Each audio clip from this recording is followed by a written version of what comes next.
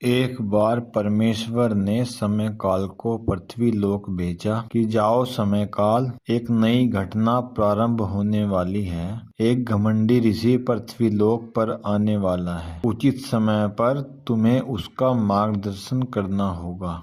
इतना सुनकर समय काल पृथ्वी लोक चल देता है और जो घटना घटित हो रही थी उसे देखने लगता है। समय काल ने देखा एक ऋषि काफी समय से ब्रह्मा जी को प्रसन्न करने के लिए तप कर रहा है। ब्रह्मा जी ने प्रसन्न होकर उस ऋषि को दर्शन दिए। ऋषि ने अपने तप के बदले कुछ शक्तियों के लिए ब्रह्मा जी से प्रार्थना की। ब्रह्मा जी ने प्रसन्न होकर उस ऋषि को वे शक्ति प्रदान की। जब ऋषि को शक्ति प्रदान हो गई तो ऋषि को अपने बल और शक्ति पर अहंकार आ गया, लेकिन वो इतनी शक्तियों से अभी संतुष्ट नहीं था। उसने और शक्ति अर्जित करने के लिए पृथ्वी लोक पर जाकर एक विशाल वृक्ष के नीचे महादेव की आराधना करने लगा। तभी अचानक बहुत तेज वर्षा शुरू हो गई और तेज आंधी चल गई। एक कमजोर निर्बल शेर थका हारा उस पेड़ के नीचे आकर बैठ गया और जोर जोर से दहाड़ने लगा। ऋषि की तपस्या भंग हो गई। ऋषि की जैसे ही आंखें खुली, उसने उस शेर को श्राप दिया और श्राप देकर उस शेर को चींटी बना दिया।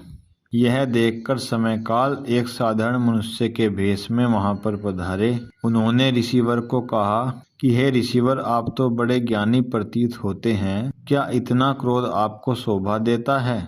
ऋषिवर बोले कि क्या तुम मुझे बताओगे कि मुझे क्या करना है क्या नहीं करना है? तुम तो केवल एक साधारण मनुष्य हो। अगर तुमने ज्यादा ज्ञान बताने की कोशिश की तो मैं भी तुम्हें श्राप दे दूंगा। समय काल ने कहा कि हे ऋषिवर, आप मेरा कुछ नहीं कर सकते। ऋषिवर ने कहा चलो ठीक है, देख लेते हैं। ऋषिवर ने जैसे ही समय काल को श्राप देना चाहा, उसी समय ऋषिवर की मुंह से कोई आवाज ना निकली और हाथ पांव हिलने बंद हो गए। समय काल वहां से हंसकर चला गया। ऋषिवर ने सोचा ये एक साधारण मनुष्य था, लेकिन मेरे साथ ऐसा क्या हुआ? अब समय काल ने उस चींटी को एक पहाड़ पर छोड़ दिया और वहां पर उस चींटी को कहा, यदि तुम इस श्राप से मुक्ति चाहते हो, अपना पुराना जीवन वापिस चाहते हो, तो तुम्हें अपनी मेहनत से एक मिट्टी का शिवलिंग इस पर्वत पर बनाना होगा। जब उचित समय आएगा तो तुम स्वयं ही अपने असली रूप में आ जाओगे। चींटी सुनकर बहुत खुश हुई कि मुझे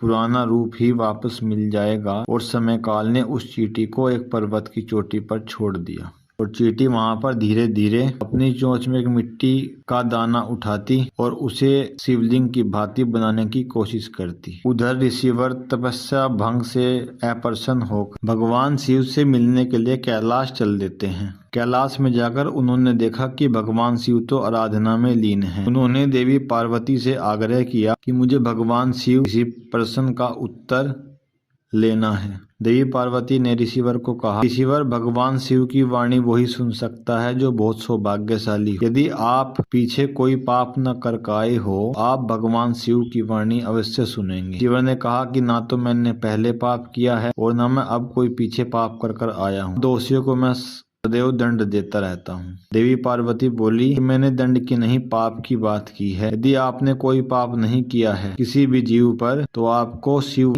अवश्य मिलेगी। ऋषिवर वहां पर भगवान शिव की आंखें खुलने का इंतजार करते रहते हैं, लेकिन काफी समय बीतने के बाद भी भगवान शिव साधना में लीन रहे। ऋषिवर यह देखकर अत्यधिक क्रोधित हो गए। उन्होंने कहा कि हे महादेव, मुझसे क्या अपराध हुआ है कि आप मुझे दर्शन नहीं दे रहे, अपनी साधना में ही लीन हो। देवी पार्वती फिर बोली, शिव की वाणी वही सुने जिसने कोई पाप न किया हो। ऋषिवर ने सोचा कि मैंने तो कोई पाप नहीं किया। जैसे ही ऋषिवर भगवान शिव के आगे से मुड़कर चलते हैं, उन्होंने देखा एक बहुत विशाल शेर उनके सामने खड़ा है, जिसकी ऊंचाई आसमान तक मिल रही है। ऋषिवर उसके सामने एक चींटी की भांति लग रहे हैं। ऋषिवर ये देखकर आश्चर्य में हो गए। ऋषिवर ने उस शेर को कहा कि मेरे मार्ग से हट जाओ, अन्यथा मैं तुम्हें श्राप दे दूंगा। इतना कहकर भी वो शेर वहां से नहीं हटा।